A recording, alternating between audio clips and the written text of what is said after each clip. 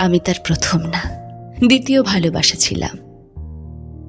তার মুখে শুনেছিলাম সে তার প্রথম প্রেমিকাকে অসম্ভব ভালোবেসেছিল, তাকে পাওয়ার জন্য কতই না পাগলামো করেছিল।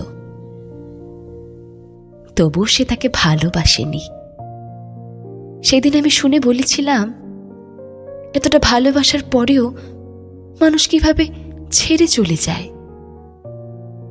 তার প্রাক্তনের প্রতি এত ভালোবাসা দেখে আমি সেদিন তার প্রেমে পড়েছিলাম, আর ভেবেছিলাম যে তাকে ভালোবাসেনি, তাকে যদি সে এতটা ভালোবাসতে পারে তাহলে তাকে যে ভালোবাসবে সে তাকে কতটা ভালোবাসতে পারে।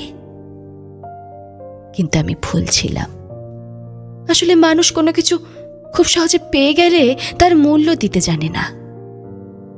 আমি তার জলজান্ত উদাহরণ।